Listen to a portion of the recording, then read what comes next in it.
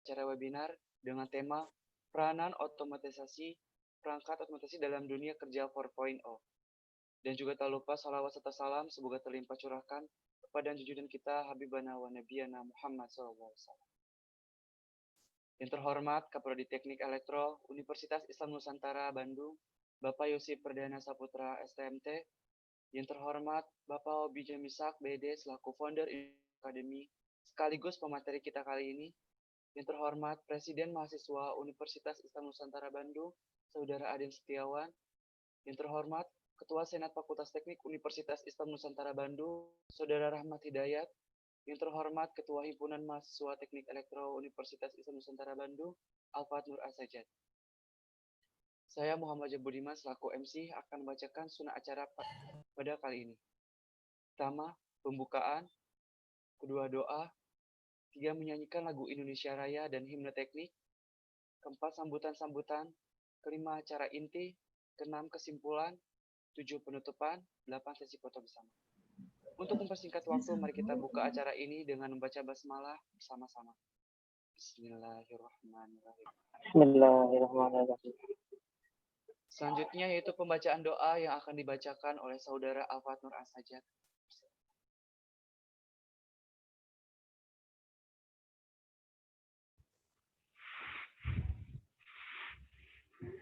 Bismillahirrahmanirrahim. Sebelum kita memulai webinar pada pagi hari ini, mari kita berdoa kepada Tuhan Yang Maha Esa. Semoga acara tidak ada kendala dan lancar. Bismillah, Al-Fatihah.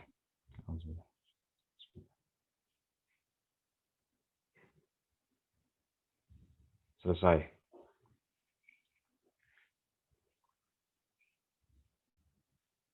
Selanjutnya kita akan menyanyikan lagu Indonesia Raya.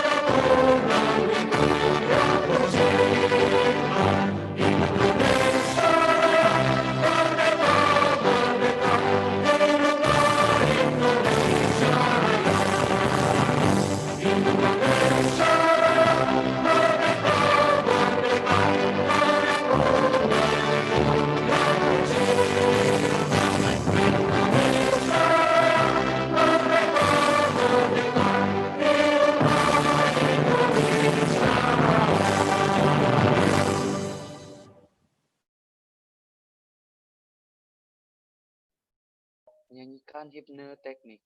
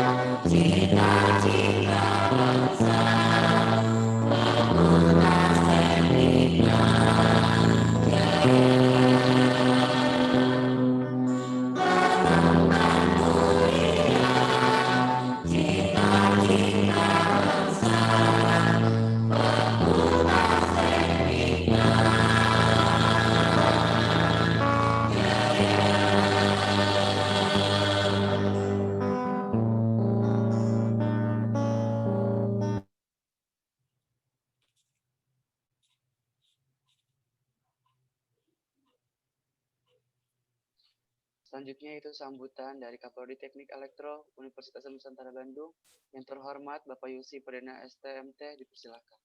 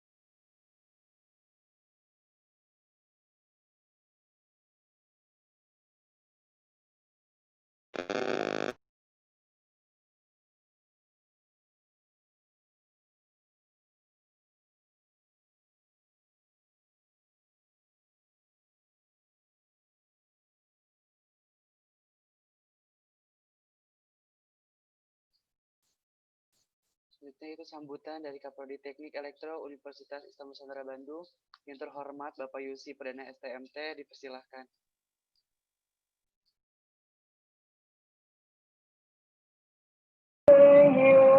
Ya, terima kasih saya ucapkan sini. Saya kebetulan mohon maaf sekali saya ada rapat di LAN dan juga dengan Kemhan ya. Dan saya sebenarnya sangat mendukung ya kegiatan kita semacam seminar seperti ini. Terima kasih Pak Obi ya pembicaranya, Pak Obi dari Indobot. Kita butuh Pak. Jadi saya juga bergerak di bidang industri. Kita butuh otomatisasi ini. Kita rencana juga tahun depan saya bakalan banyak rekrutmen yang memang bidang otomatisasi seperti ini untuk kegiatan di pertahanan Pak. Mungkin itu saja dari saya ucapkan terima kasih. Silahkan dilanjutkan. Assalamualaikum warahmatullahi wabarakatuh. Waalaikumsalam warahmatullahi wabarakatuh. Terima kasih Bapak. Selanjutnya yaitu sambutan dari Ketua Himpunan Mahasiswa Teknik Elektro Universitas Islam Nusantara Bandung, Al-Fatur Asaja.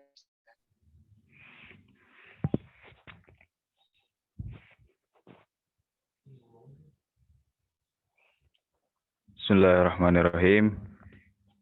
Assalamualaikum warahmatullahi wabarakatuh. Selamat pagi, Salam sejahtera bagi kita semua. Shalom, Om Swastiastu, Namo Buddhaya, dan salam kebajikan. Yang saya hormati Yusi Perdana Putra STMT selaku Ketua Prodi Teknik Elektro. Yang saya hormati Bapak Obi Zamisyak BAD selaku pemateri kita pada pagi hari ini. Yang saya hormati Aden Setiawan selaku Presiden Mahasiswa. Yang saya hormati Rahmat Hidayat sebagai Ketua Senat Mahasiswa Fakultas Teknik. Yang saya hormati para pengurus Himpunan Mahasiswa Elektro selaku panitia webinar, dan yang saya hormati peserta yang hadir pada hari ini. Pertama-tama, marilah kita panjatkan puji serta syukur kita kehadirat Allah Subhanahu wa Ta'ala yang mana telah memberikan karunia-Nya sehingga kita masih bisa mengadakan acara webinar pada pagi hari ini. Tak lupa kita curah limpahkan salawat serta salam kepada junjungan kita, Nabiyana wa Habibana Muhammad sallallahu alaihi wasallam, hingga kepada kita, pada umatnya. Dengan adanya acara webinar nasional dengan tema Peranan Perangkat Otomatisasi dalam Dunia Kerja 4.0, bermaksud untuk menambah wawasan dan pengalaman di dunia teknologi, dengan tujuan membuka kreativitas, meningkatkan efektivitas, efisiensi dalam melakukan pekerjaan manusia di masa yang akan datang. Semoga dengan adanya webinar ini, kita mendapatkan ilmu-ilmu yang bermanfaat, dan kita bisa menjalin silaturahmi antara satu dan yang lainnya.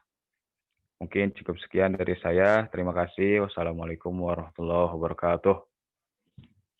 Waalaikumsalam warahmatullahi wabarakatuh. Ketua Himpunan Mahasiswa Teknik Elektro Universitas Bandung. Mari kita masuki acara inti yang akan dipandu oleh Saudara Rizal Miraj selaku moderator. Sebelumnya saya akan membacakan CV dari saudara. Nama Rizal Miraj. Riwayat pendidikan 2007-2013 SDN Astana Anyar Bandung, 2013-2016 SMPN Pasundan 4 Bandung, 2016-2019 SMKN 8 Bandung Teknik Elektronika Industri, 2019 Universitas Islam Nusantara Bandung. Organisasi 2016-2018 Rois Alvaris SMKN 8 Bandung, 2018 Pemuda Dakwah Kota Bandung, 2020-2021 Ketua Departemen Penelitian dan Pengembangan Potensi, 2020-2021 anggota FKME Wilayah 7 Jawa Barat. Prestasi 2018 juara 2 LKS SMK Electronics Application tingkat Kota Bandung, 2019 peserta lomba PT Medion Innovation Competition tingkat nasional dengan tema Rancangan Inovatif Otomasi Industri Berbasis PLC. 2020 lomba karya ilmiah Pontianak dengan tema Smart Controller Otomotif tingkat nasional. Kepada Saudara Rizal Miraj selaku moderator dipersilakan.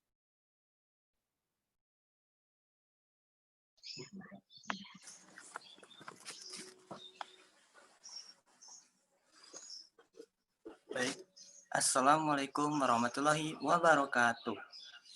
Baik, terima kasih kepada Saudara Muhammad Rizal Budiman selaku MC webinar kita pada pagi hari ini, yang telah memberikan kesempatan bagi saya untuk melanjutkan rangkaian acara webinar ini. Semoga acara ini berjalan dengan ya Allah ya Rabbal Alamin.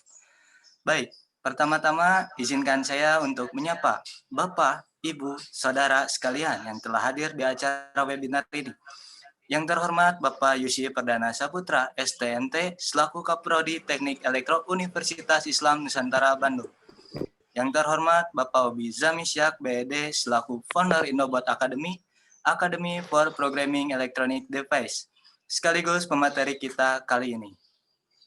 Yang terhormat Saudara Aden Setiawan selaku Presiden Mahasiswa Universitas Islam Nusantara Bandung. Yang terhormat Saudara Rahmat Hidayat selaku Ketua SEMA Fakultas Teknik Universitas Islam Nusantara Bandung. Yang terhormat Ketua Himpunan Mahasiswa Teknik Elektro Universitas Islam Nusantara Bandung, Al-Fatnur As-Sajjad. Dan juga tak lupa saya ucapkan terima kasih bagi seluruh peserta yang sudah sama-sama hadir pada kesempatan yang berbahagia ini. Sebelumnya, di sini saya akan membacakan tata tertib untuk acara webinar ini. Tata tertib webinar Himpunan Mahasiswa Teknik Elektro Uninus. 1. Akses Zoom meeting akan dibuka 15 menit sebelum acara dimulai. ID peserta dalam webinar ini harus menggunakan nama asli, bukan nama perangkat atau nama institusi. Peserta diharapkan tepat waktu memasuki room Zoom meeting agar acara berjalan sesuai waktu yang ditentukan. Peserta sangat diharapkan untuk mematikan suara mute selama proses webinar berlangsung. Setelah pemateri memaparkan materinya, semua peserta dapat mengajukan pertanyaan dengan cara ketik tanya, spasi nama, spasi asal instansi, spasi pertanyaan. Diharapkan pertanyaan ditulis secara singkat dan jelas. Moderator akan menyampaikan kepada pemateri pertanyaan yang ditulis dengan format yang ditentukan. Pertanyaan menyesuaikan dengan waktu yang telah ditentukan. Dan untuk 3 penanya terbaik akan mendapatkan beasiswa dari Indobot serta mendapatkan door prize dari kami, Himpunan Mahasiswa Teknik Elektro Universitas Islam Nusantara. Link Google Form daftar hadir akan dibagikan setelah acara selesai dan harus diisi sampai waktu yang telah ditentukan. Diharapkan semua peserta mengisi daftar hadir dengan baik dan benar karena datanya akan digunakan untuk pembuatan sertifikat. Peserta yang tidak mengisi Google Form pendaftaran sebelum acara atau tidak mengisi daftar hadir setelah acara selesai tidak akan mendapatkan sertifikat. Di era perkembangan teknologi yang begitu pesat, menuntut kita sebagai penerus bangsa untuk berkarya, kreatif, dan inovatif. Sesuai dengan tema kita hari ini, peranan perangkat otomatisasi dalam dunia kerja 4.0 yang akan dibahas oleh Bapak Obi Zamisyak, BED, selaku founder Indobot Academy sekaligus pemateri kita pada hari ini, dengan CV singkat sebagai berikut. Formal, 2001 sampai 2007, Elementary School 3 Sumerjo, 2007 sampai 2010, Junior High School 1 Ngunut, 2010 sampai 2013, Vocation High School 3 Boyolangu Electronic Skill, 2013 sampai 2018, Yogyakarta State University Bachelor of Electronic Engineering Education, non-formal, 4 Januari 2029 April 2012, Electronic and Dual System Education Course at Alvan Electronic Malang, Indonesia, 15 Maret sampai 15 Mei 2015, Student Internship at Robota Robotics School, Yogyakarta, Indonesia. Organization and Activities, 2015 sampai 2016, Deputy Head of Robotic Division of Technology Engineering YESU. 2014, Liaison Officer Kontes Robot Indonesia KRI YESU. 2015, Arduino Workshop Committee for SMK Teacher in DKI Yogyakarta. Achievement, juara 2 winner Asta Startup Challenge 2019 PT Astra International Tbk. Finalist for Asia Hardware Battle 2018 Blok 71 Jakarta. Indonesia Representative Pacific 2018. Kepada pemateri Obi Zamisyak dipersilakan untuk mengisi room pembahasan.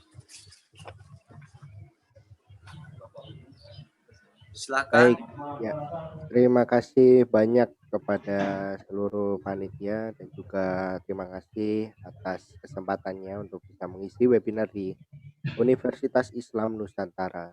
Dan di pagi hari ini kita akan banyak belajar tentang dunia otomasi karena di zaman sekarang ini memang banyak sekali istilahnya perubahan zaman yang sangat cepat terutama di dunia teknologi, dan di dunia otomasi inilah yang membuat teknologi itu jauh lebih pesat lagi.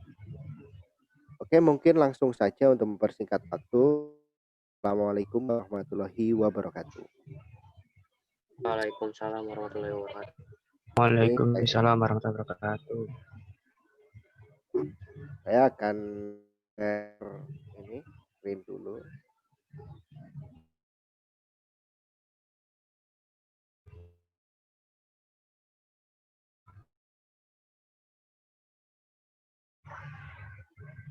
Oke.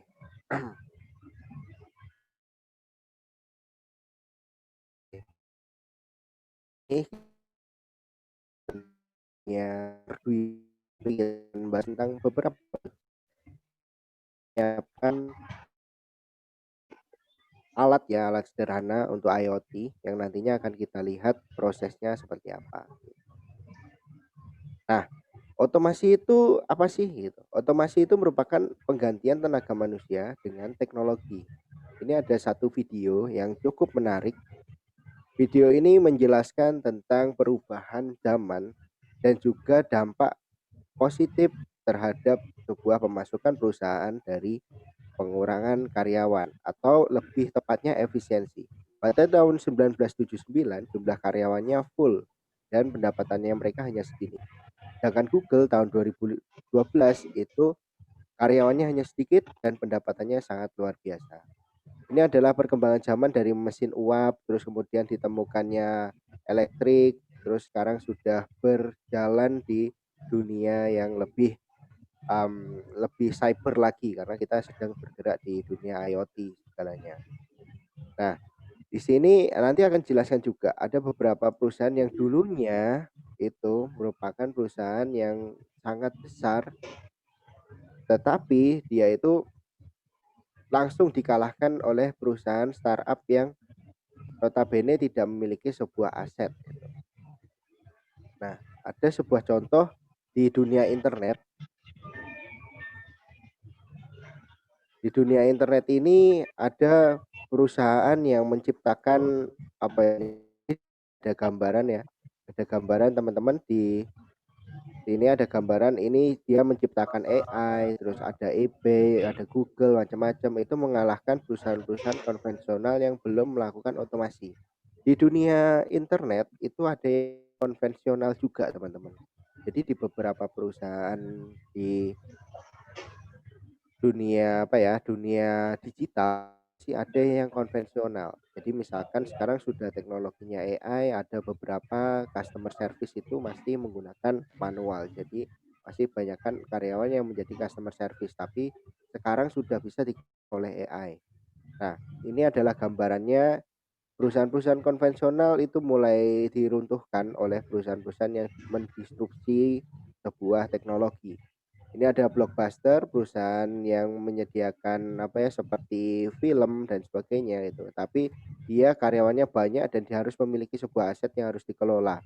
Dan di sini kita bisa lihat pendapatannya jauh lebih sedikit daripada si Netflix itu sedikit. Nah, itu yang dinamakan sebuah inovasi.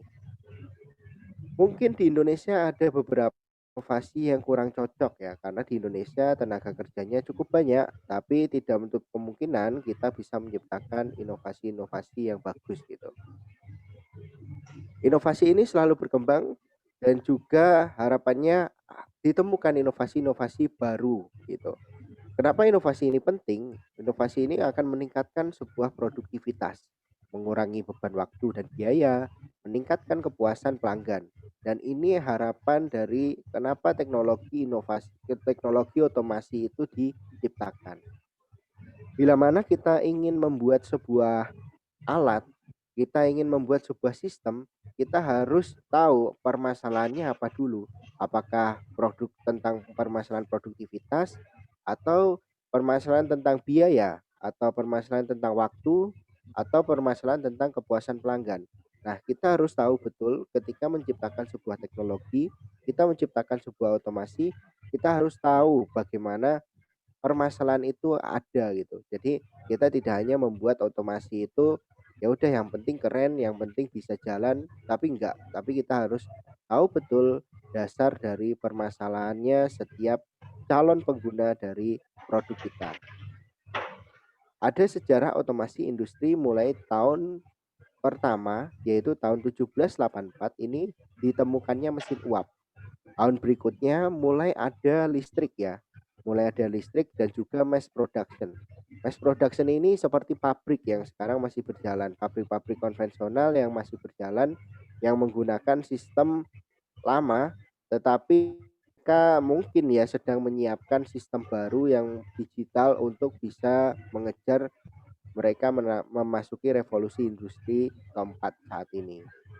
Kemudian ada Electronic IT System Automation. Pada tahun 1969 ternyata internet dan juga otomasi itu sudah ada di luar sana. Kalau saya membaca beberapa literatur, membaca beberapa data di internet, itu kita tertinggal sekitar 10 tahun dari negara maju.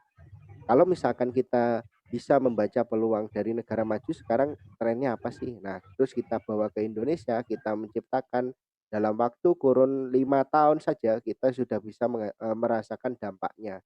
Kalau misalkan seperti kami di dunia robotik, dunia IoT, terutama di akademi, kami tidak hanya akan menyediakan akademi saja nantinya, tapi kami juga akan menyediakan beberapa produk yang mungkin di luar sana sudah dijalankan dan kami adopsi untuk kita buat di Indonesia.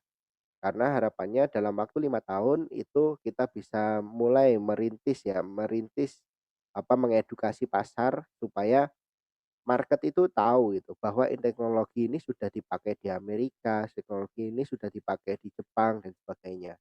Nah, kita pada tahun ini aja listrik baru masuk ya, teman-teman. Listrik itu baru masuk di beberapa daerah, belum semua merata di seluruh Indonesia.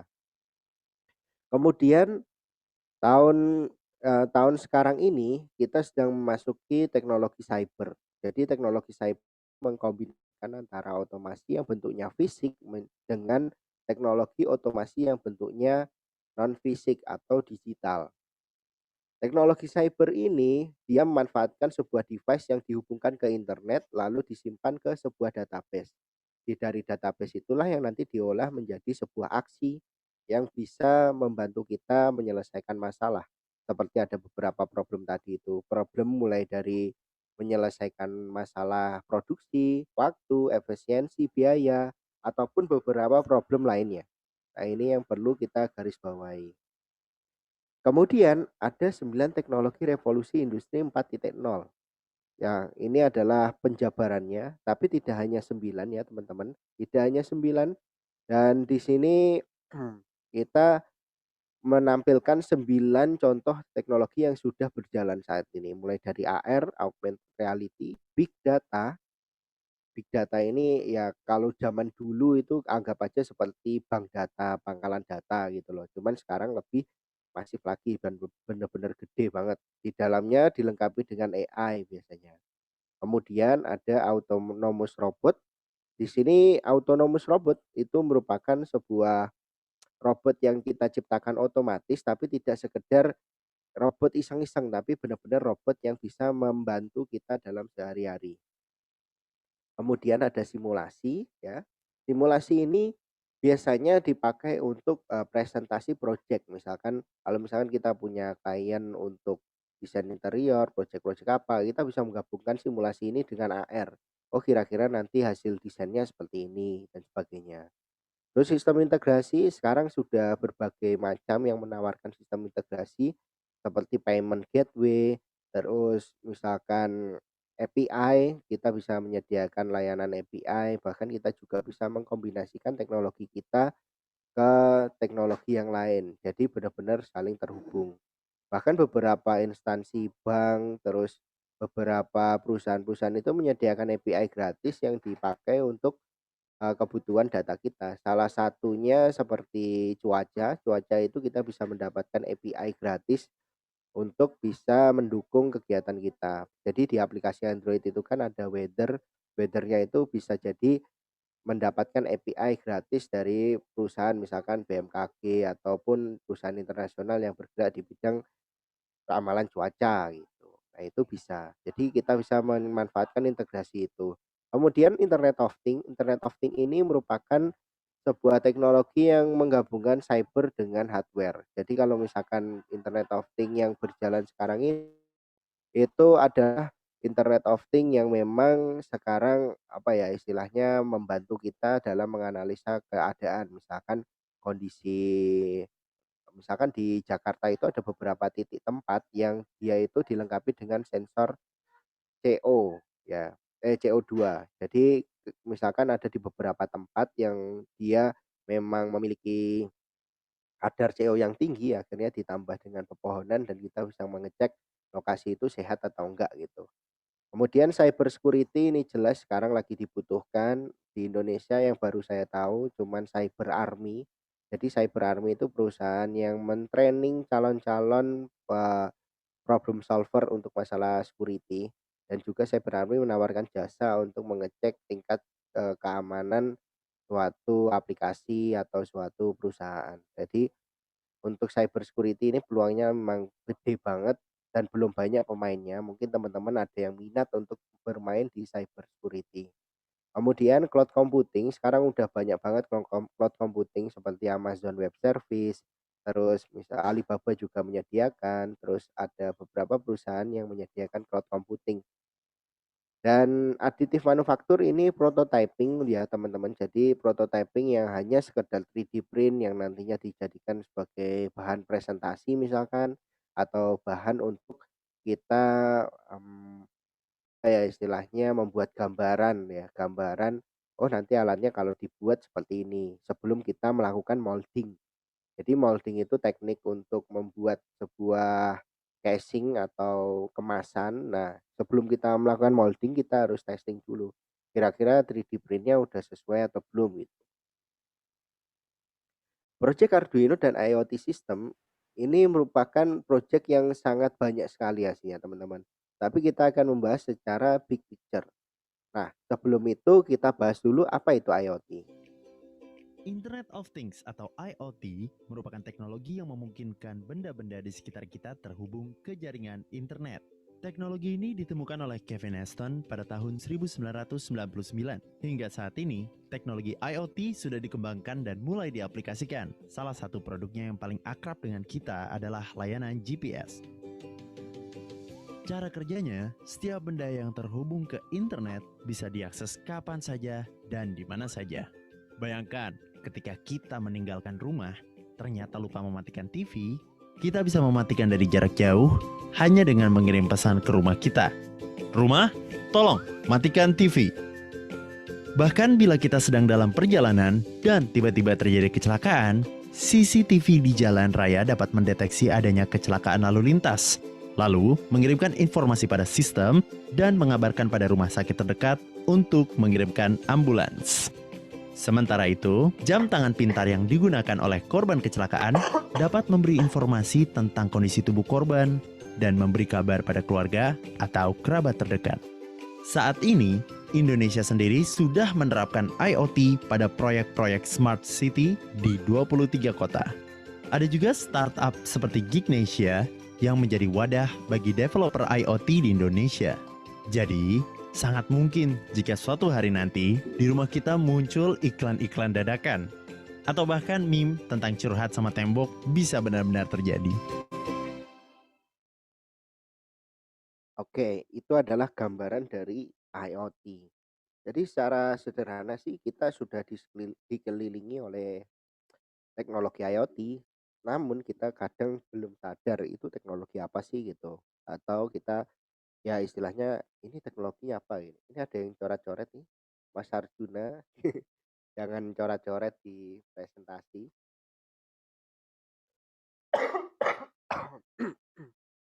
Oke, kita lanjutkan. Jadi yang pertama ada biometric system. Biometric system ini merupakan sistem fingerprint sederhana ya teman-teman. Jadi fingerprint ini yang dipakai untuk melakukan enroll atau memasukkan data ya. Masukkan data masukkan data untuk nantinya diolah di database gitu. Bentar, agak serik karena lagi batuk ya.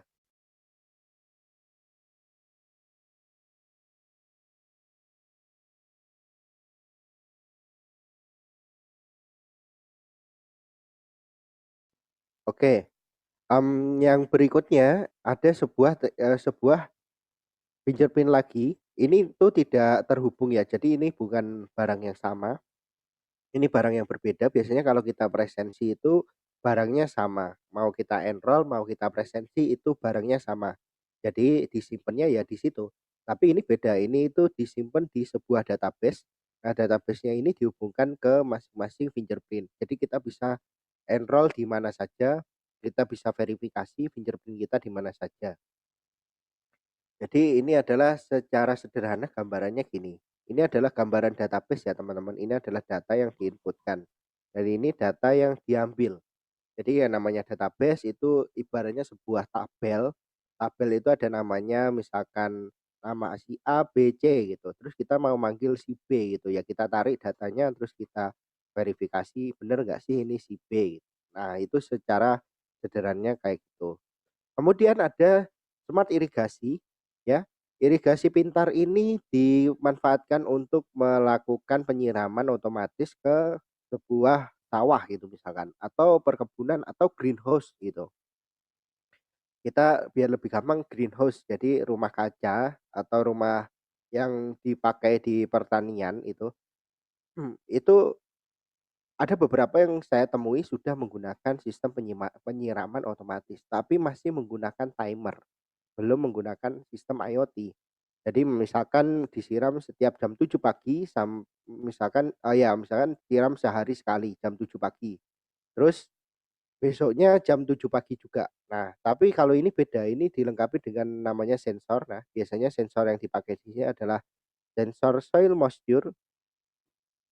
Jadi sensor ini yang dipakai untuk membaca kelembapan tanah yang nantinya menjadi sebuah indikator apakah tanah itu harus disiram atau tidak.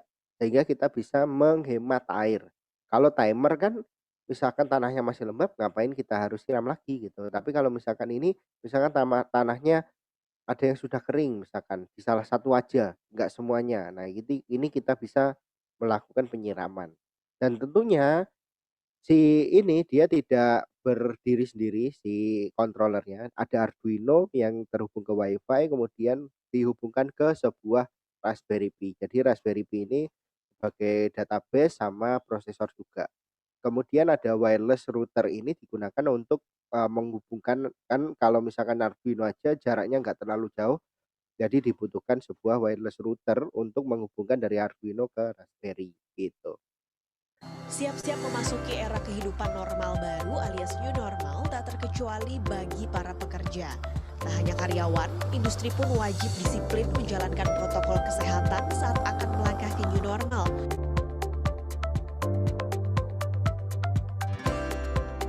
Sebelum masuk, silakan gunakan masker dan mencuci tangan. Kemudian dekatkan dahi Anda ke depan alat pendeteksi dengan jarak sekitar 3 cm.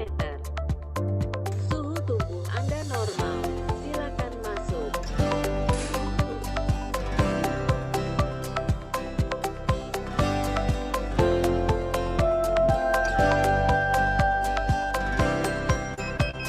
Maaf, Anda tidak diperbolehkan masuk karena suhu tubuh Anda tinggi.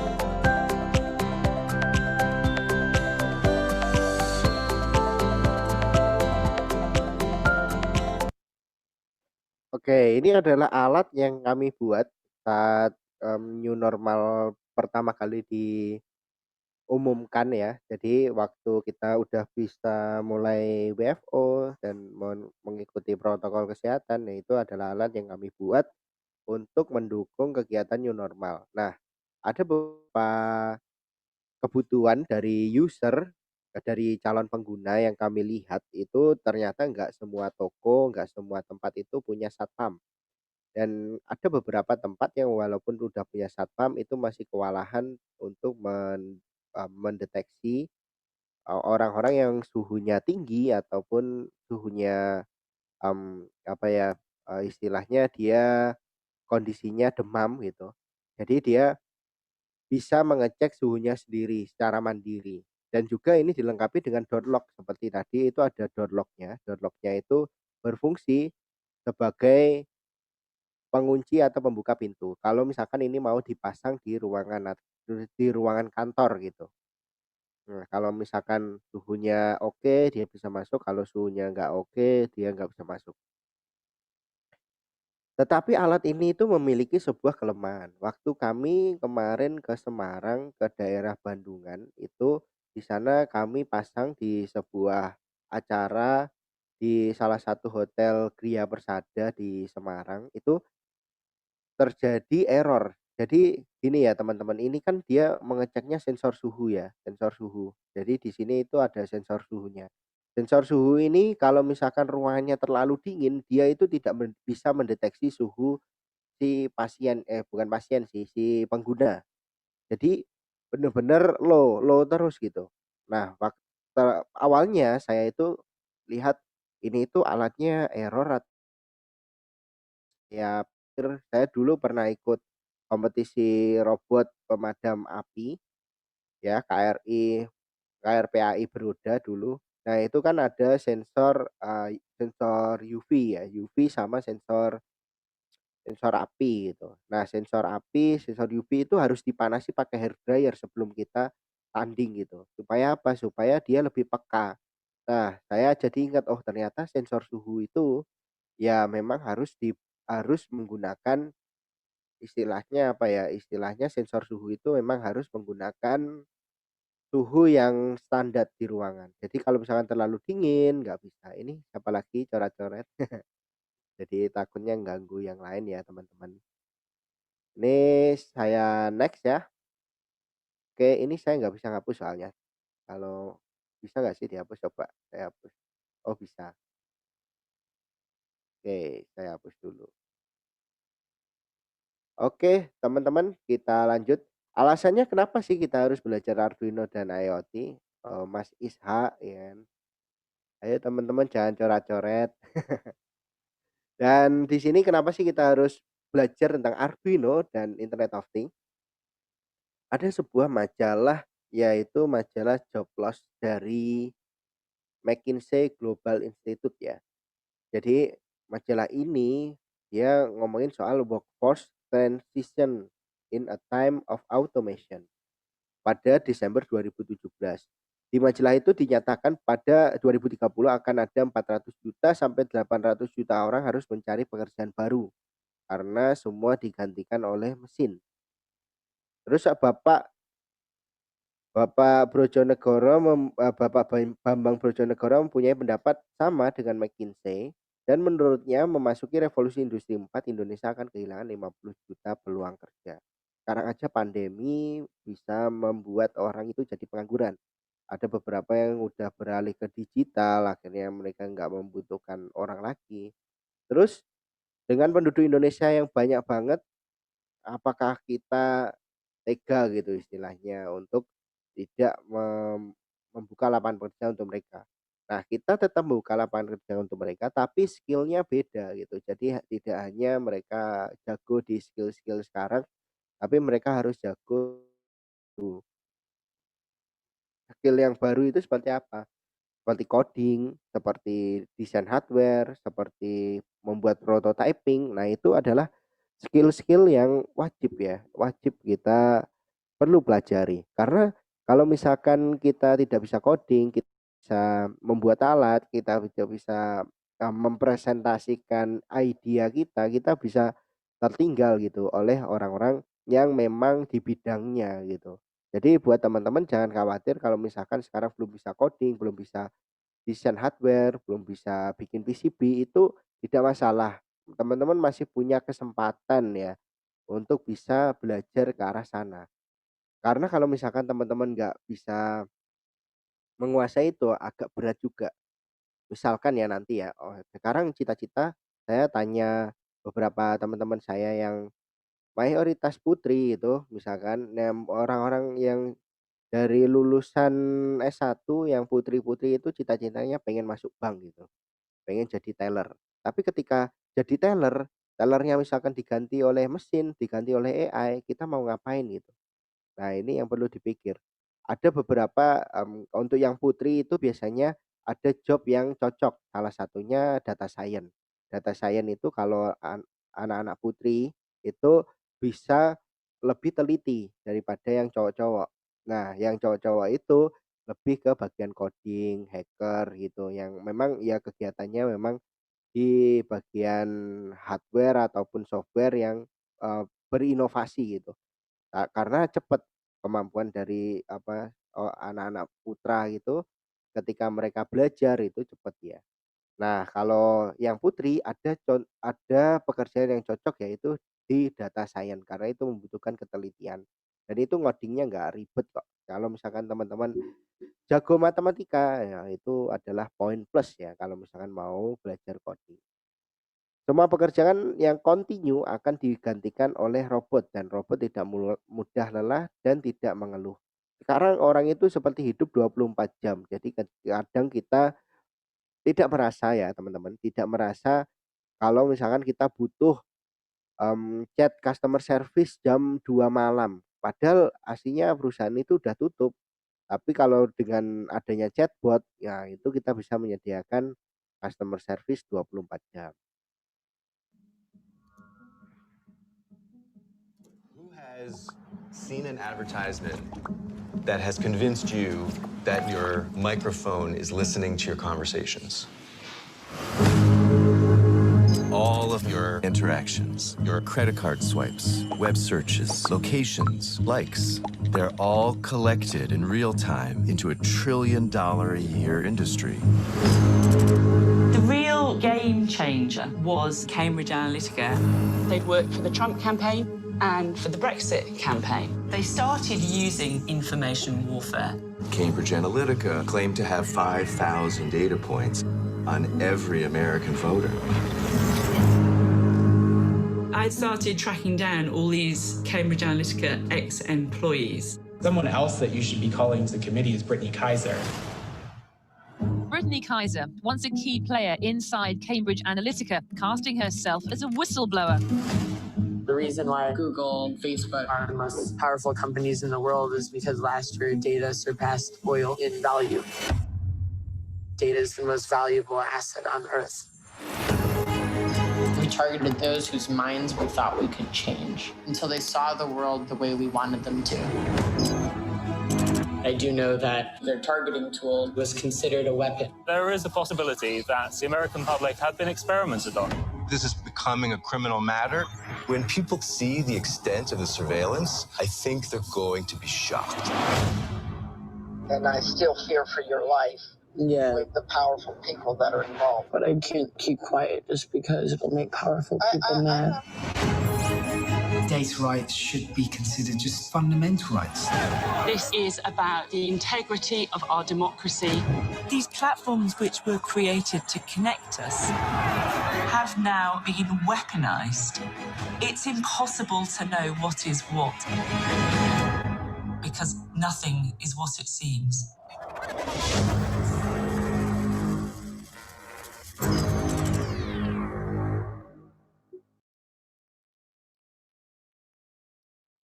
Oke, ini adalah sebuah film yang menjelaskan tentang bagaimana data itu penting dan juga mereka para pemilik e-commerce ya, e-commerce, pemilik sosial media, itu mereka mengambil data kita untuk membuat sebuah campaign.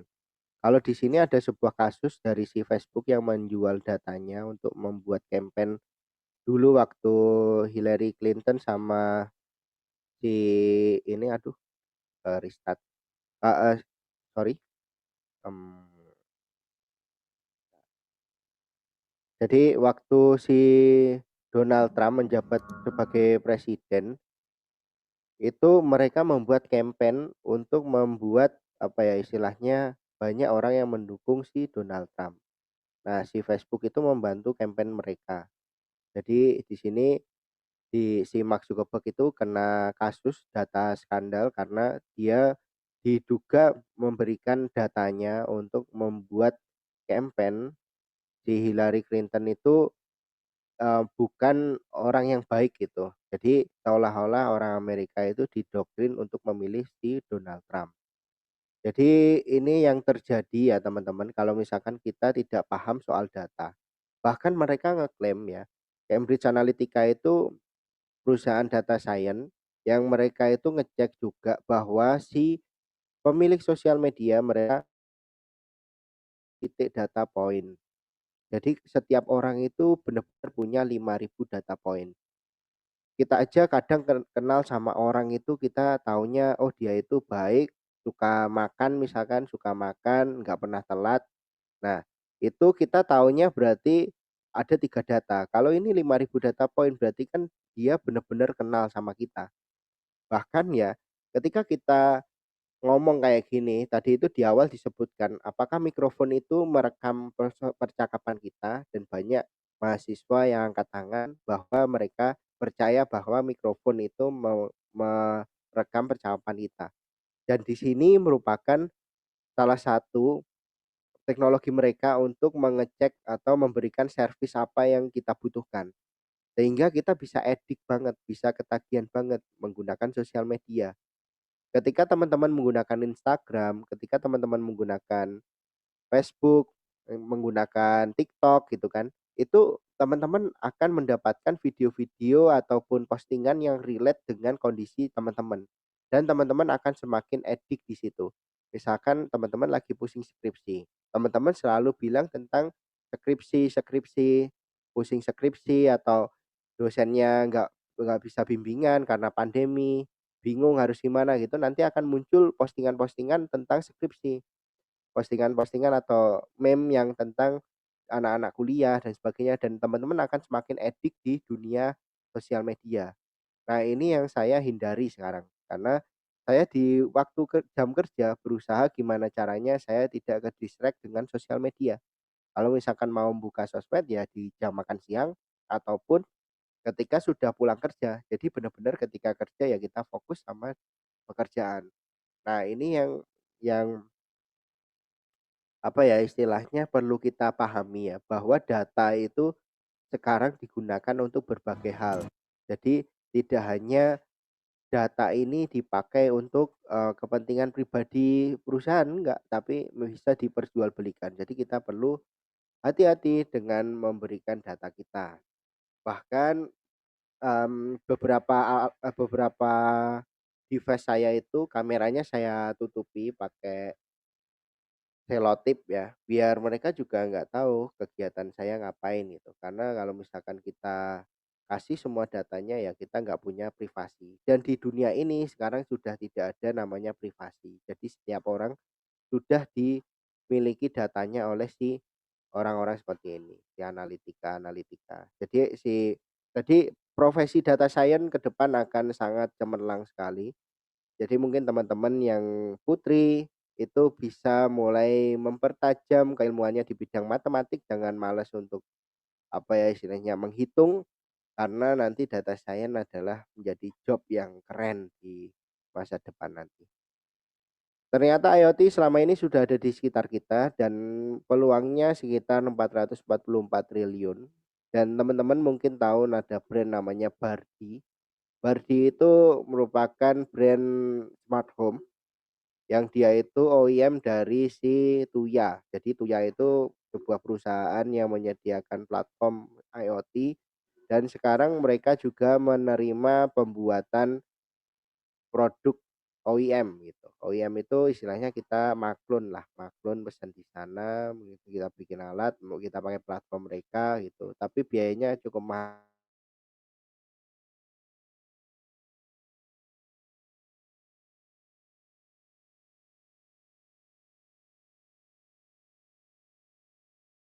Dia itu udah laku berapa gitu, udah banyak dia Bardi.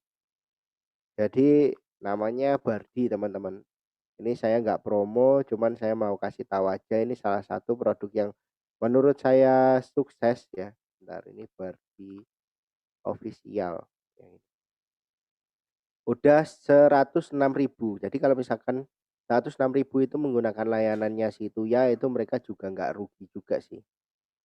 Nah, ini adalah beberapa produknya, ada smart pet feeder, ini kalau misalkan teman-teman malas ngasih, makan kucing bisa, terus ini ada water fountain, terus ada juga kemarin kalau nggak salah memberi makan ikan otomatis juga fish feeder. Nah, ini fish feeder.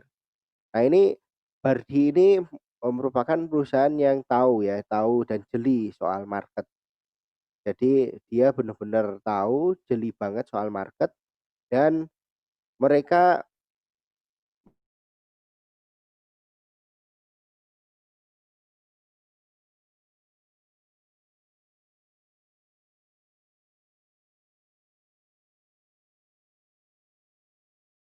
seperti ini. Cobalah teman-teman memikirkan kira-kira problem apa yang bisa diselesaikan menggunakan IoT supaya kita kebagian rezeki lah pada tahun 2022 biar kita mendapatkan peluang-peluangnya.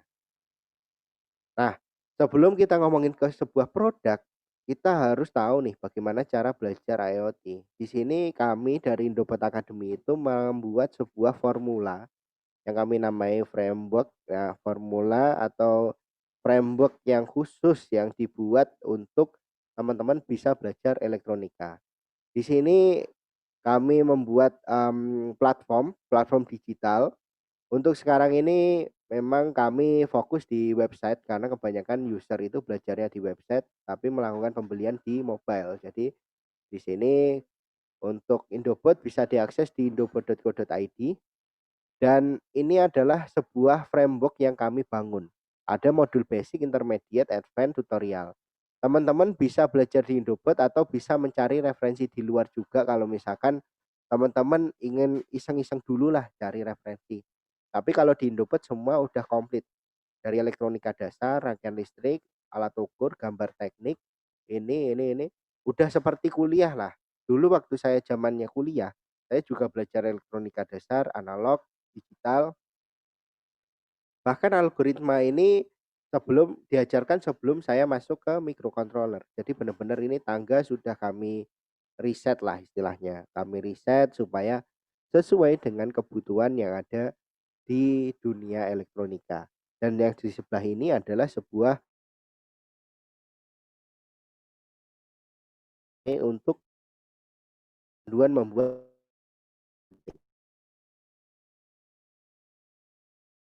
Dan kami membuat framework ini juga nggak asal-asalan teman-teman. Kami benar-benar testing juga ke user. Dan siang hari ini kita mau testing juga UX yang baru, UI UX yang baru Indobot untuk mempermudah teman-teman bisa belajar di Indobot nanti. Tapi itu belum rilis. Cuman kalau misalnya teman-teman mau daftar di Indobot yang sekarang, itu ada freemium. Premiumnya itu gratis ya teman-teman. Jadi teman-teman bisa mengakses ada beberapa blog itu bisa diakses. Terus ada juga tadi materi-materi ini ada beberapa yang kami open untuk free, ada yang di lock karena harus berbayar. Jadi teman-teman bisa daftar di indobot.co.id. Kemudian akses materinya. Nah, sekarang kita akan masuk ke pembuatan project IoT. Ini saya sudah membawa sebuah demo produknya teman-teman. Ini adalah alat yang saya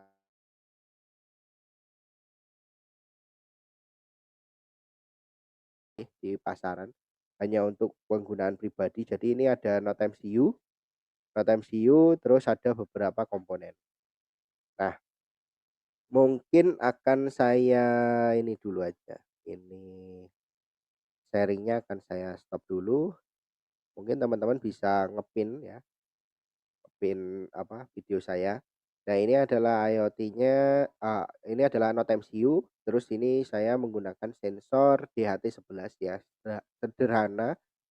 Dan di board ini aslinya udah dilengkapi banyak, ada LED, terus ada button sama ada buzzer. Nah kita langsung aja kita lihat ya codingnya seperti apa teman-teman. Ini di Bardi, ini codingnya ya. Jadi codingnya itu simple teman-teman, codingnya itu simple. Di bagian sini ya teman-teman itu ada sebuah library ya, library yang kita pakai. Ini tadi saya ngoding di laptop, ini belum di ini sorry, boardnya salah. Jadi harus kita setting dulu boardnya.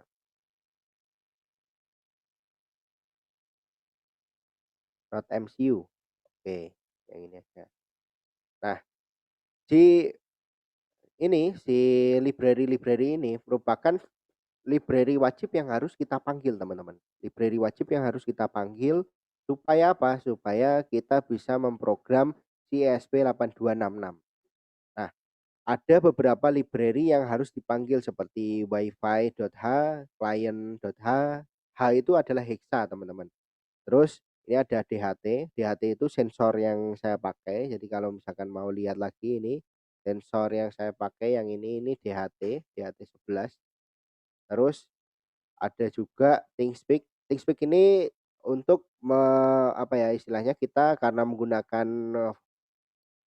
menggunakan namanya API-nya ThinkSpeak ya. Pokoknya layanannya ThinkSpeak. Jadi kita servernya di ThinkSpeak.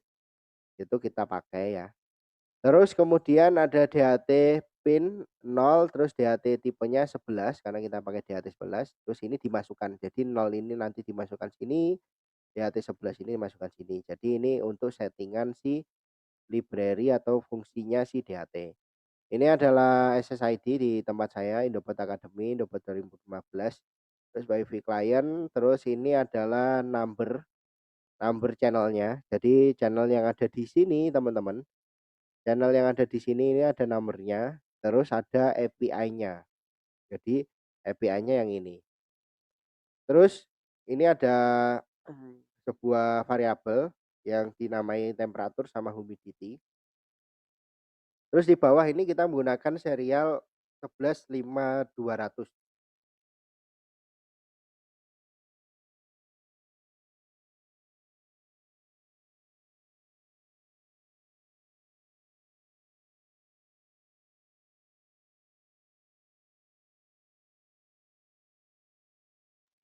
Oke. Ini kita menggunakan serial dengan baud rate-nya 115200. Terus ini adalah fungsi di si DHT itu semua dimulai dengan begin, serial juga dengan begin. Terus kita kasih delay 10 milisecond untuk apa ya istilahnya ya mereka melakukan refresh lah. Kemudian ada ini settingan serial print yang nantinya akan bisa kita lihat juga. Terus ini ada sebuah algoritma untuk mengunci teman-teman. Ini menggunakan while. Jadi ketika wifi-nya belum connect, dia akan terus loading. Kalau misalkan udah connect, dia akan tulisannya connect. Jadi ini itu dia looping di sini terus sampai wifi-nya connect gitu. Terus di bawahnya itu ada ThinkSpeak bikin. Nah, kliennya ini yang tadi itu yang sudah diisi. Ini wifi kliennya. Jadi si wifi-nya udah diisi, datanya tadi itu seperti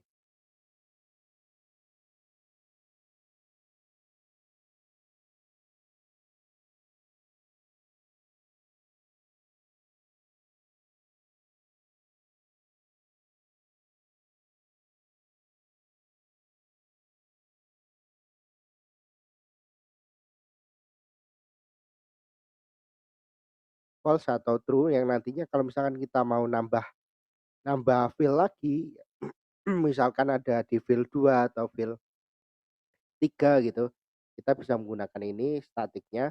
Terus di data ini dia di temperatur ini disimpan di variabel temperatur, kemudian humidity ini disimpan di variabel humidity. Kemudian ditampilkan dulu di serial sebelum dikirim ke ThinkSpeak apakah benar temperaturnya nilainya sekian. Ini temperature value is, kemudian ini nilai temperatur, kemudian ditambah T. Kemudian di sini ada field yang akan kita isi, channel number-nya tadi 2. Kemudian field-nya di nomor berapa? Field-nya itu yang ini field 1. Kalau misalnya kita mau nambah itu field 2. Kayak ini ada beberapa ini field 1, field 2 gitu.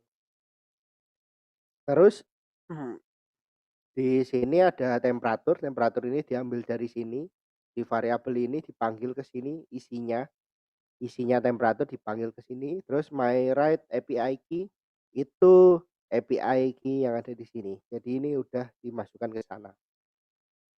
Kemudian data dikirim selama jedanya 10 detik. Jadi setiap 10 detik dia akan ngirim data.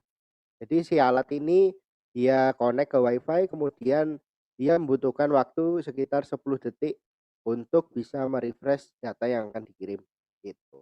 Jadi kita kasih delay. Kalau di serial monitor ya, misalkan ini saya close dulu. Oke, di serial monitor saya mulai misalkan saya mulai koneksinya aja.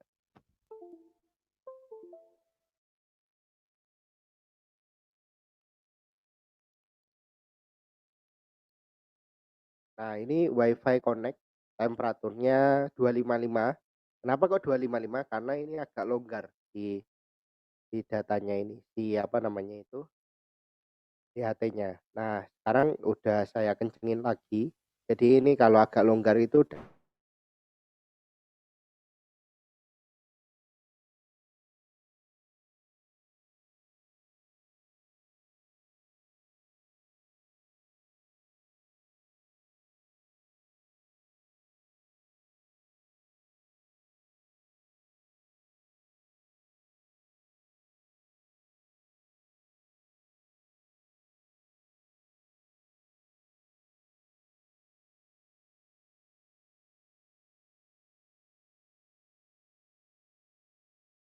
seperti apa ini timescale-nya mau kita ganti atau mau benar-benar semuanya. Kalau semuanya ya datanya gini, nggak ada gini.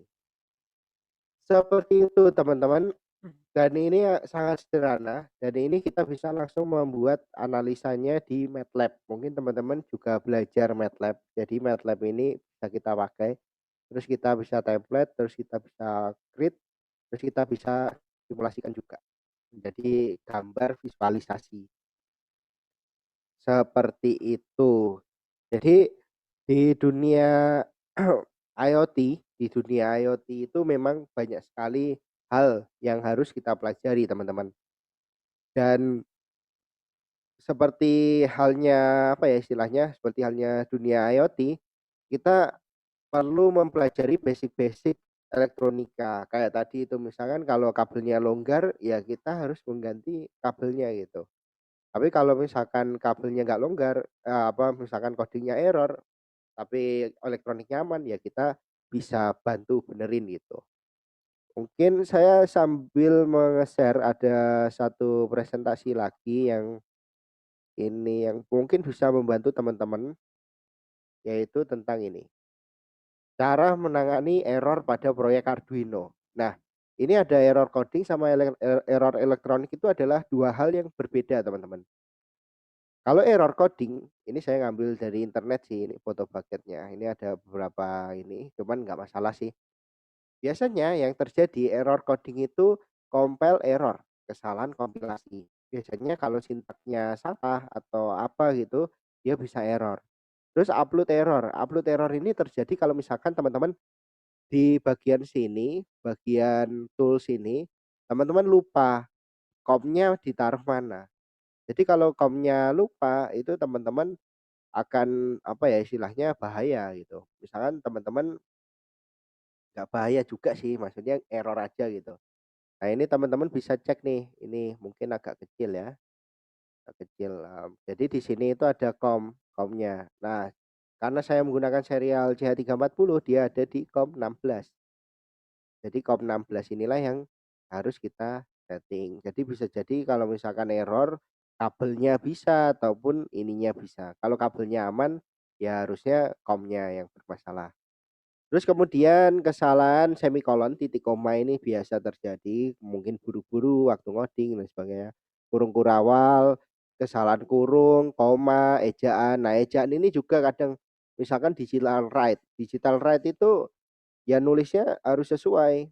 Nggak boleh asal misalkan serial.print, ya S-nya yang ini gede, ini kecil. Jadi kita benar-benar mengikuti kaedah kepenulisan yang ada di sintak Arduino. Jadi nggak bikin tulisan sendiri. Kemudian inisialisasi variabel. Ini juga inisialisasi variabel, terus tag tambahan acak dalam program. Misalkan kita lupa bikin komen, tapi kita nulisi ini adalah program untuk membaca suhu gitu. Tapi kita lupa ngasih komen. Jadi di sana dianggap sebagai tulisan yang salah gitu. Nah, biasanya di proyek Arduino itu seperti saya tadi, kabelnya itu longgar. Ini secara elektronik ya. Kalau ini secara coding, ini secara elektronik. Kalau secara elektronik biasanya kayak kabel longgar. Tadi itu kita sempat mendapat data 255. Kalau di sini misalkan kabelnya nggak longgar itu akan lebih stabil. Misalkan kita solder, kita pasang sekalian gitu di satu boardnya. Jadi nggak menggunakan kabel jumper. Kadang emang kabel jumper itu kurang stabil ya teman-teman. Saya kurang suka kalau misalkan membuat project yang tepat guna, yang dipakai itu menggunakan kabel jumper. Biasanya langsung saya solder. Tapi kalau kita prototyping ya bukan prototyping, kalau kita belajar lebih murah menggunakan kabel jumper karena kita bisa bongkar pasang projectnya. Terus modul elektronikanya rusak ya, ini agak typo, rusak. Nah, itu bisa jadi konslet, terus Arduino-nya kena air atau gimana gitu, atau biasanya solderan lepas gitu. Nah, itu perlu dicek teman-teman. Terus kelebihan tegangan kalau misalkan teman-teman ngasihnya 12 volt harusnya 5 volt ya rusak dia. Jadi kelebihan tegangan ini merupakan salah satu alasan supaya supaya supaya alat elektronik kita nggak rusak kalau misalkan kita tahu kebutuhan tegangannya berapa. Ada yang menggunakan 3,3 volt, ya jangan dikasih 5 volt biar nggak rusak. Terus short circuit atau konslet ini jelas, terus kabel penghubung tidak sesuai pin. Nah, ini biasanya terjadi juga. Saya mengadakan beberapa workshop itu agak lucu. Jadi beberapa teman-teman, "Mas, ini kok saya nggak bisa ya?"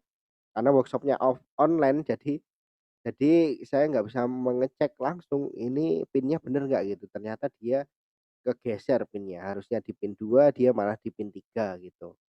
Terus kemudian tegangannya terbalik, ini jelas langsung rusak. Terus masih banyak lagi berhubungan dengan dasar elektronika. Jadi dasar elektronika itu merupakan hal yang penting sebelum kita bicara lebih lanjut soal otomasi. Nah, seperti itu. Mungkin itu saja dari saya. Dan harapannya dapat bermanfaat untuk teman-teman semua yang nantinya bisa mempraktekkan di rumah atau nanti yang mau join di Indobot bisa juga. Monggo Mas Moderator saya kembalikan. Wassalamualaikum warahmatullahi. Waalaikumsalam warahmatullahi wabarakatuh.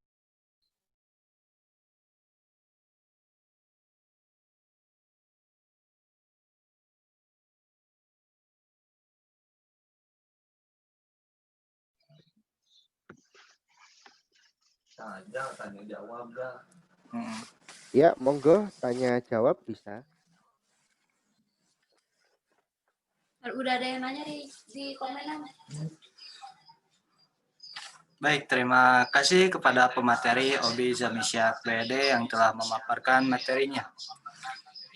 Singkat dari saya sebagai untuk kesimpulan bahwa teknologi 4.0 merupakan terdapat big data atau autonomous robot, otomatis, simulasi, sistem integratis, IoT menghubungkan perangkat dengan perangkat lain. IoT ini merupakan perangkat wireless yang dapat memanfaatkan sistem dari Wi-Fi. Jika teman-teman kreatif, teman-teman bisa memanfaatkan perangkat itu menjadi produk. Sebuah produk yang dapat berguna bagi masyarakat, bangsa, dan seluruh Indonesia. Selanjutnya merupakan sesi dari tanya jawab. Seperti yang ditanyakan, seperti yang telah dijanjikan tadi, bahwa jumlah pertanyaan menyesuaikan dengan waktu. Syarat bertanya, ketik tanya, nama asal instansi pertanyaan. Diharapkan pertanyaan ditulis secara singkat dan jelas. Nanti moderator akan menyampaikan kepada pemateri pertanyaan yang ditulis dengan format yang ditentukan. Dan untuk 3 pertanyaan terbaik akan mendapatkan beasiswa dari Indobot. Jadi untuk pertanyaan terbaik akan mendapatkan beasiswa belajar dari Indobot Academy. Selanjutnya akan mendapatkan door prize dari kami, yaitu pulsa sebesar 20.000. Oke, yang untuk bertanya silahkan diketik.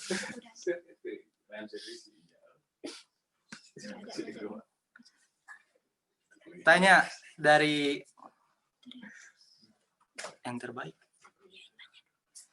Tanya dari Fandi Untag Cirebon. Dari Cirebon ya. 1.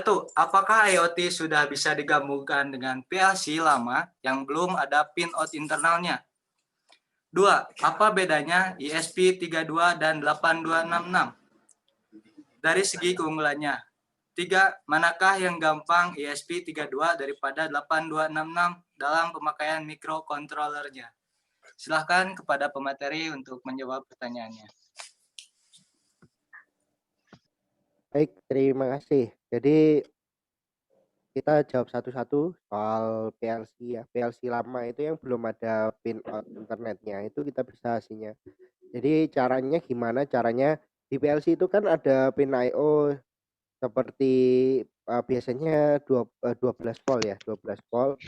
Enggak sing 5 volt. Ada yang 5 volt, ada yang 12 tergantung. Nah, itu kita bisa kali juga. Jadi kita bisa menghubungkan antara si PLC itu pinnya ke Node MCU misalkan. Kita mau pakai interface relay atau transistor bebas, yang penting nilai tegangannya sesuai. Karena saya agak lupa sih tegangan yang dipakai di PLC itu berapa volt, 5 volt atau 12 volt. Jadi interface-nya harus benar supaya dia bisa ke-detect. Nah, tugas si PLC dia hanya mentransfer ke otomasi yang lebih besar.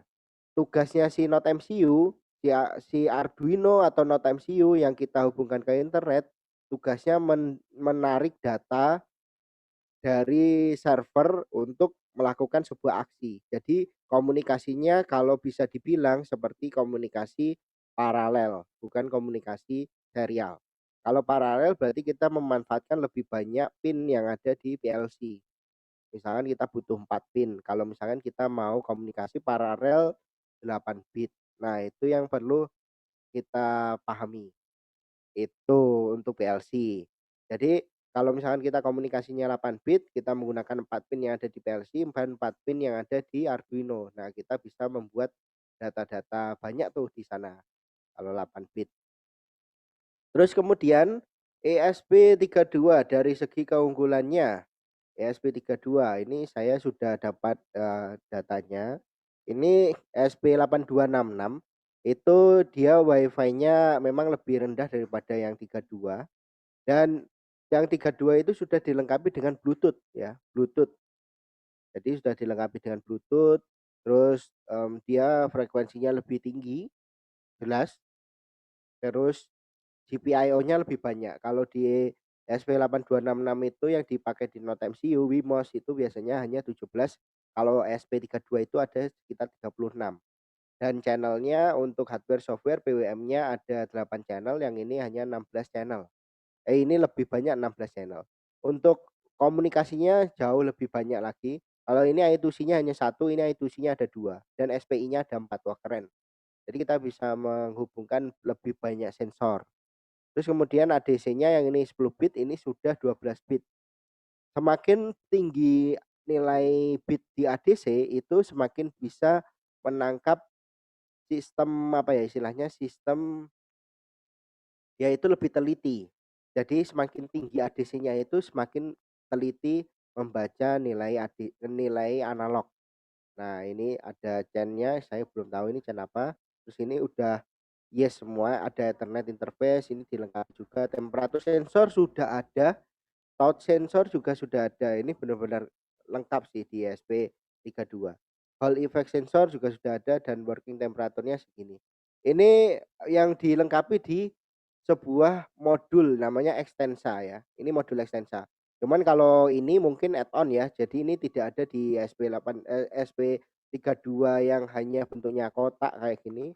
ESP32 yang hanya bentuknya gini, enggak gini. Kalau bentuknya gini ya, maksudnya gini, sorry. Maksud saya yang ini.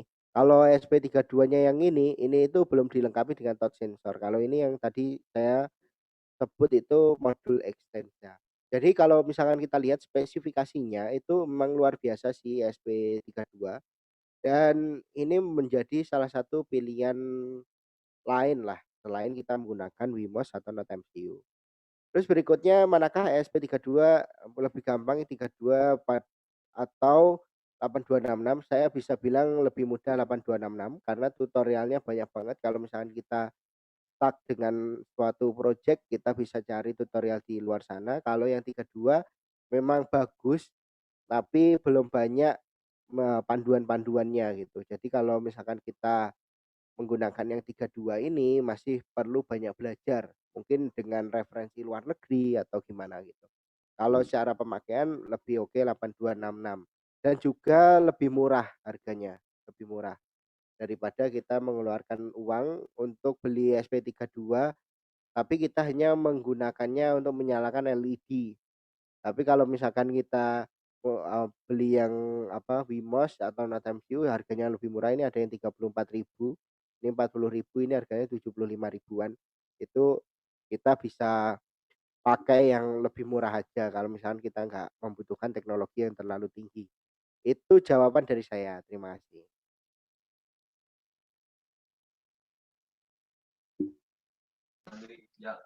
Baik, terima kasih kepada pemateri yang telah menjawab pertanyaannya.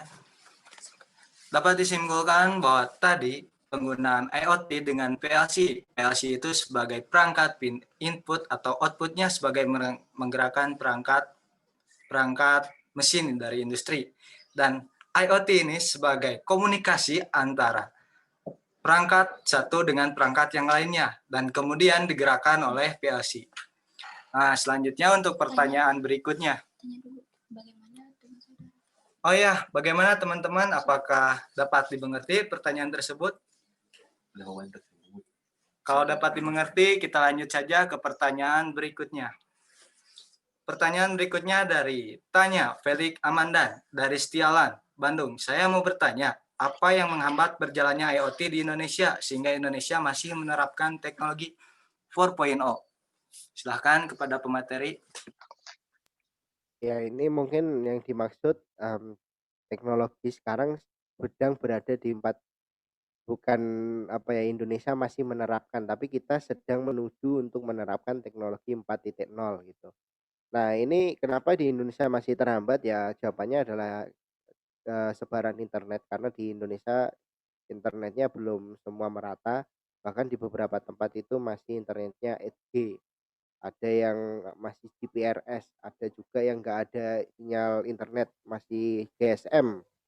Nah, itu menjadi hambatan kenapa di Indonesia masih belum banyak IoT yang bisa kita terapkan karena nggak semuanya sudah mendapatkan akses internet. Ada beberapa daerah yang belum memiliki akses internet. Bahkan di daerah yang terkenal aja, misalkan di tempat kami di Jogja, itu di daerah persawahan atau di daerah hutan-hutan, di daerah Gunung Kidul atau Kulon Progo itu kan itu masih sawah, masih ada hutan, itu juga akses internetnya masih masih kurang gitu. Apalagi di daerah-daerah yang terpencil. Jadi ini merupakan hambatan dan juga PR bersama untuk mendistribusikan internet bisa lebih merata gitu. Terima kasih. Jadi dapat disimpulkan bahwa mengapa Indonesia masih di titik 4.0 dikarenakan karena fasilitas dari Indonesia yang belum membandai, mungkin begitu ya. Dari tanya sinyal dari masih 8G gitu ya, masih ada 8G, 3G dan 4G. Sedangkan di luar, bahkan saya dengar di negara Cina sudah menggunakan teknologi 5G dan Indonesia masih terbatas 4G. Semoga itu menjawab dari pertanyaan-pertanyaan yang telah diberikan oleh peserta. Selanjutnya, saya akan kembali ke pertanyaan berikutnya. Tanya dari Hamdi Solahuddin, Universitas Islam Nusantara Bandung. Bagaimana rencana Pak Obi untuk kedepannya dalam mengembangkan dan menyelaraskan teknologi cyber dan otomatis, serta bagaimana menfilterisasi dampak yang akan ditimbulkan?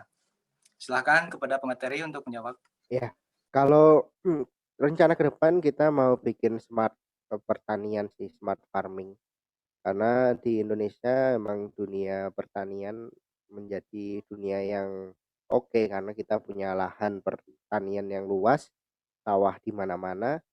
tetapi banyak juga kondisi faktor X yang membuat gagal panen dan sebagainya. Mungkin itu karena belum banyaknya teknologi yang bisa arahnya ke sana memprediksi cuaca dan sebagainya.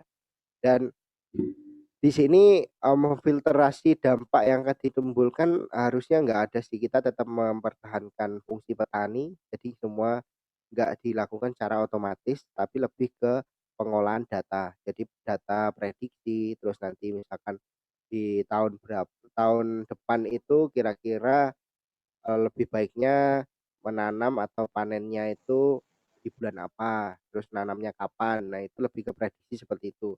Jadi tetap menggunakan tenaga petani.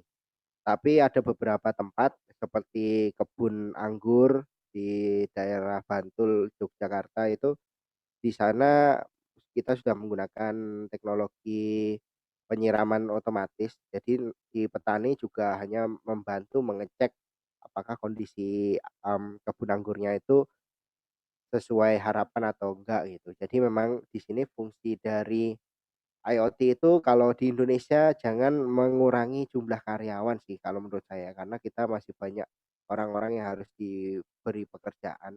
Jadi kita bukan negara yang orangnya dikit, kita itu banyak, ada 270 juta. Jadi kita harus bisa menjaga keseimbangan itu. Jadi kalau misalkan untuk petani, ya ada beberapa job yang masih dipertahankan untuk petani, tapi ada juga job yang kritis yang seperti analisa, seperti pengecekan dan sebagainya, itu bisa kita gantikan menggunakan IoT. Gitu. Mungkin bisa menjawab.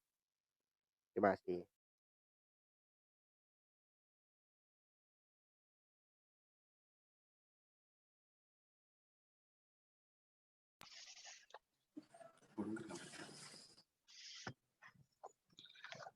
Terima kasih kepada Robi telah menjelaskan materinya. Selanjutnya, kita ke pertanyaan berikutnya. Tanya Nia Imas Gemsti, UIN Jakarta. Saya mahasiswa pendidikan fisika, sangat tertarik dengan bidang IoT karena sangat mendukung untuk membuat inovasi alat peraga pelajaran fisika. Tetapi saya bingung harus memulai belajar dari mana, bisa coding dari mana. Bisa dijawab? Oke, dari Mbak Nia dari UIN Jakarta. Yang belajar di Indobot itu nggak hanya dari jurusan teknik sama jurusan mungkin MIPA ya, dari jurusan-jurusan MIPA, fisika, matematika, nggak hanya itu, tapi ada beberapa teman-teman dari jurusan seni rupa itu belajar coding juga, karena mereka ingin membuat apa ya istilahnya boneka ataupun sebuah karya yang bisa memanfaatkan otomasi. Ini saya udah bukakan websitenya di Indobot. Jadi di Indobot ini saya akan coba login untuk memberikan gambaran ke teman-teman di sini belajarnya apa aja sih. Nah, ini Terima kasih sudah kita ada namanya tangga belajar. Tangga belajar. Kalau yang di sini itu ada video. Kalau misalkan teman-teman belajar yang di sini, teman-teman bisa melihat video-video yang sudah kami buat ya, misalkan membuat proyek ukur input analog gitu dan sebagainya, ataupun membuat counter seperti ini. Jadi di sini sudah diajarkan bagaimana cara membuat proyeknya, terus ada banyak hal yang apa ya, misalkan ini perakitan, kemudian terus ada project ada itu codingnya terjalur juga PCC dan gitu. Nah, ini merupakan sejalur layanan kami yang seperti ini. Tapi ada juga basic yang harus dipelajari sebelum arah ke coding, yaitu tentang algoritma dan pemrograman. Algoritma pemrograman ini sangatlah penting ya. Mungkin Mbak Nia itu baru tahu lah ini istilah algoritma pemrograman ini. Jadi algoritma pemrograman ini merupakan basic dari ngoding. Kalau misalkan kita belum paham tentang algoritma, kita belum bisa melakukan coding yang lebih lanjut. Contoh nih, algoritma menghitung luas segitiga. Analisisnya input, alas, dan tinggi. Luas segitiganya adalah A kali T per 2. Algoritmanya adalah ya, masukkan nilai alas dan nilai segitiga. Maka untuk menghitung luas digunakan rumus alas dengan tinggi yang sudah ditentukan. Rumus untuk menghitung luas kita yaitu luas sama dengan 1/, kali A kali T, atau T-nya dibagi 2. Nilai L luas akan dicetak sebagai output ke perangkat output keluaran. Kalau kita bahasakan ke Arduino, kita jadikan gini. A-nya itu menjadi variabel alas, T-nya itu menjadi variabel tinggi.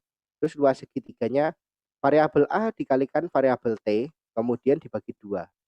Terus dimasukkan ke serial print. Serial printnya mencetak ini nilai L-nya. L-nya ini adalah sebuah variabel lagi, variabel L. Jadi datanya dari hasil perkalian ini disimpan ke variabel L, kemudian variabel L-nya itu ditampilkan di serial monitor gitu.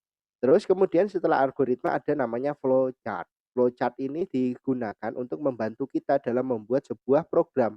Contoh nih, flowchart untuk mencari luas segitiga. Mulai berarti kan di bagian ini, mulai berarti ada di bagian sini.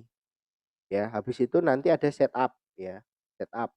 Mulai, terus ini input-inputnya apa aja? Ini bisa jadi input-input ini kita jadikan di bagian void setup. Inputnya bagian apa aja? Enggak, sorry, maksud saya di sini. Ini mulainya kita menggunakan library apa aja, terus kemudian ini ada input-inputnya yang ada di sini. Terus kemudian di setup. Setelah inputnya selesai, ini di setup, diproses. Prosesnya mau di void setup atau void loop itu bebas. Kalau di void setup dia hanya berjalan 1 kali, kalau di void loop ia berjalan berkali-kali gitu. Terus luas alas tinggi, tampilkan luas, selesai. Nah, ini adalah sebuah contoh ya. Contoh kita ketika mau memprogram Arduino, kita harus paham dulu yang namanya algoritma, terus kita dibantu dengan namanya flowchart. Jadi nggak serta-merta kita belajar apa itu Arduino gitu. Tiba-tiba kita disuguhi dengan dunia Arduino, pusing kita nanti. Tiba-tiba kita disuguhi dengan Arduino seperti apa gitu. Di sini juga ada beberapa penjelasan Arduino, apa jenis-jenis Arduino, timing, bahasa gitu. Nah, kita tiba-tiba disuguhi dengan yang kayak gini, apa ini ya? Void setup, void loop ini kita aja belum paham masalah algoritma, tapi kita langsung mengarah ke sini. Ini juga mungkin akan sedikit kesalahan nantinya. Dan kita perlu belajar yang namanya basic-basic dulu. Kalau misalkan kita pengen fokus di coding, ya udah kita fokus di misalkan memperkuat algoritma dan pemrograman kita sama teknik digital, karena ini di sini kita belajar betul tentang logika, AND, OR, XOR, NAND gitu. Kalau di sini kita belajar tentang basic-basic yang ada di alat-alat elektronika, kemudian dikuatkan di elektronika analog gitu. Seperti itu Mbak Nia, semoga menjawab ya. Jadi kita perlu belajar namanya algoritma terlebih dahulu gitu.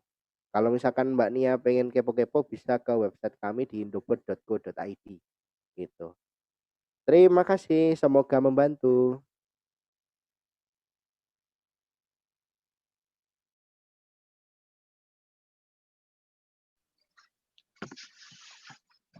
Baik, terima kasih kepada pemateri telah menjawabnya. Jadi kesimpulannya tidak terpaut dengan masalah jurusan. Kita bisa mempelajari robotik dan juga IoT dimanapun, kapanpun, dan apapun jurusannya. Yang penting kita dengan niat belajar dan bersungguh-sungguh. Jangan kalah dengan teknologi, kita harus mengejarnya. Selanjutnya ada pertanyaan dari Tanya Agung Tri Haryanto dari STT Duta Bangsa. Solusi penerapan sistem penyiraman tanaman otomatis bila lokasi perkebunan tidak terdapat sinyal Wi-Fi dan internet. Terima kasih. Bagaimanakah solusinya? Oke, ini ada solusi sih sekarang ini. Jadi namanya NB-IoT. NB-IoT itu di Indonesia sekarang udah dipakai oleh si Telkomsel. Saya kemarin dikasih alatnya NB-IoT tapi belum sempat buat tutorialnya. Jadi NB-IoT ini merupakan jaringannya berbeda daripada yang lain. Saya share. Nah, ini adalah websitenya di NB-IoT Telkomsel. Jadi ini teknologi jaringan LP WAN yang dirancang spesifik untuk perangkat IoT dengan efisiensi tinggi, harga terjangkau, baterai tahan lama hingga 10 tahun, dan keamanan LTE terpercaya. Jadi NB-IoT ini teknologi untuk khusus IoT. Jadi dia seperti GSM biasa, kartu biasa gitu. tetapi dia lebih ke low power. Kalau misalkan kita menggunakan GPRS, kita menggunakan internet-internet yang apa istilahnya, internet yang apa ya, sorry, seperti, internet 4G dan sebagainya itu akan boros baterai. Teman-teman ketika punya HP Android, iPhone gitu kan, ketika sinyalnya hilang kan baterainya akan boros. Nah itu terjadi. Kalau misalkan kita menggunakan NB-IoT dia akan lebih efisien, pemakaian energi efisien, lebih banyak perangkat jangkauan lebih luas. Nah ini dia bergerak di 20 desibel link budget, jadi dia bergerak di situ. Terus ada ini sekitar lebih dari 100.000 jaringan per sel. Terus endpoint tinggi, perangkatnya lebih rendah, modul targeting hemat, terus dia outputnya terbatas ya, kurang dari 200 kbps, jaringannya 2 arah jelas ya. Terus ini ada level security yang disediakan oleh si Telkomsel, jadi sudah terenkripsi dan dipastikan data yang kita kirim aman gitu. Keunggulannya hemat biaya, baterainya awet, terus banyak sih. High end ini lebih penting ini juga sih, densitas endpoint-nya tinggi. Ini penting untuk mengirim data, terus kita mendapat data juga, terutama karena kita tempatnya di sana gitu. Jadi bisa jadi ini malah ke Telkomsel ya. Jadi pokoknya intinya kalau ini itu menjadi produk produk, next produk untuk IoT lah. Mungkin teman-teman pernah melihat namanya sepeda sepeda sewa di Singapura, ya Singapura. Mungkin teman-teman pernah melihat yang kayak gini, terus gini, ini itu dilengkapi dengan NB-IoT biasanya. Jadi dia itu sudah dilengkapi dengan QR code, terus dia dilengkapi dengan smart lock ini. Smart lock ini biasanya diisi ada QR-nya, terus kita scan. Nah, scan-nya itu dia mengirim data ke server, kemudian si server itu ditarik datanya ke si OVO, sepeda OVO ini. Jadi sepeda OVO ini dilengkapi dengan NB-IoT. Dan dengan baterai yang murah gitu, misalkan untuk baterai yang kapasitasnya nggak terlalu besar itu bisa bertahan lama dan biasanya di sini ada kayak solar cell kecil gitu, solar cell kecil yang biasanya dipakai untuk mengisi baterainya. Mungkin seperti itu dan ini sudah diterapkan di luar negeri. Saya udah nyoba sepeda ini, yang ini juga sudah, yang ini.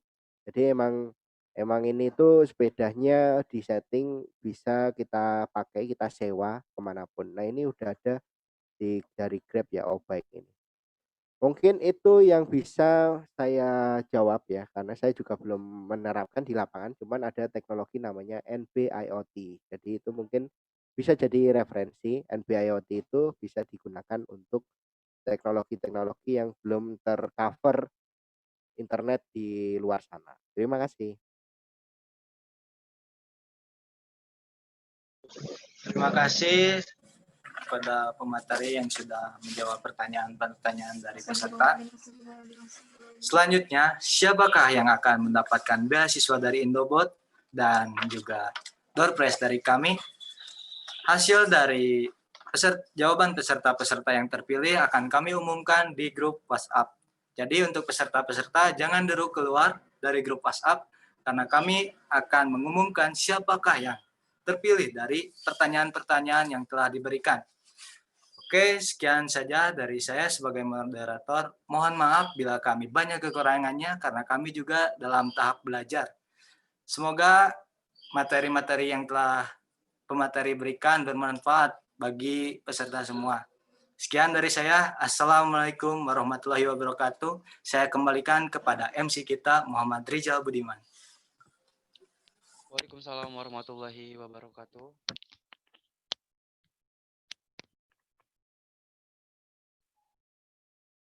Alhamdulillah kita sudah di penghujung acara. Semoga ilmu yang kita dapatkan pada webinar kali ini menjadikan ilmu yang bermanfaat bagi diri kita sendiri, bagi orang lain, maupun bagi negara. Untuk menutup acara ini, mari kita mengucapkan hamdalah secara bersama-sama. Alhamdulillahirabbil alamin. Terima kasih atas partisipasinya. Saya ucapkan terima kasih juga kepada Pak Materi yang sudah mengisi acara webinar kali ini. Saya undur diri. Wassalamualaikum warahmatullahi wabarakatuh. Waalaikumsalam warahmatullahi wabarakatuh. Sebelumnya mohon kepada peserta untuk mengaktifkan kameranya. Kita foto bareng dulu.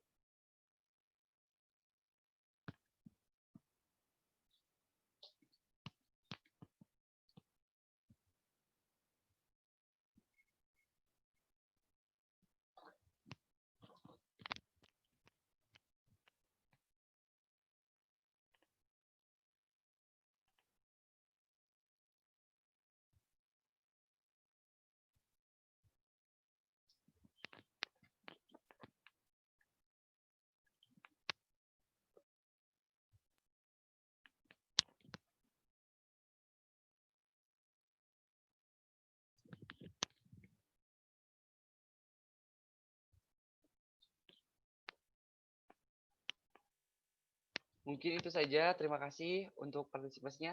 Silahkan untuk meninggalkan ruangan Zoom ini.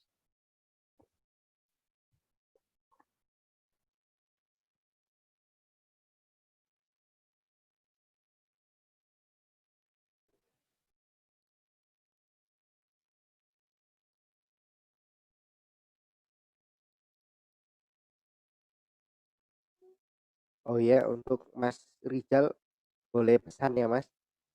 Nanti untuk yang di grup WhatsApp, tadi kan ada pertanyaan banyak banget ya. Kalau misalkan teman-teman mau tanya lagi, itu boleh tanya via Instagram, DM aja di Instagramnya indobot.co.id gitu. Siap, Pak. Jadi nanti disampaikan karena ini banyak banget kan kalau mereka nggak ini nggak dijawab gitu. Ya. Jadi akan saya usahakan jawab satu-satu. Gitu aja sih. Ya, siap, Pak. Nanti saya kirim link Instagram dari Indobot Academy. Ya bisa DM di sana aja. Masih. Sama-sama, Pak.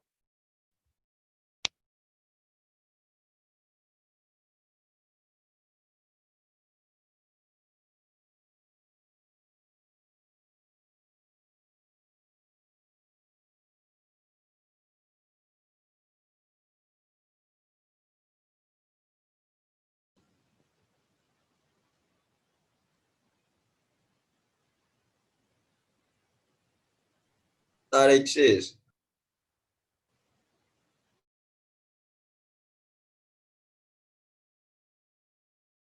Baik, kabelnya.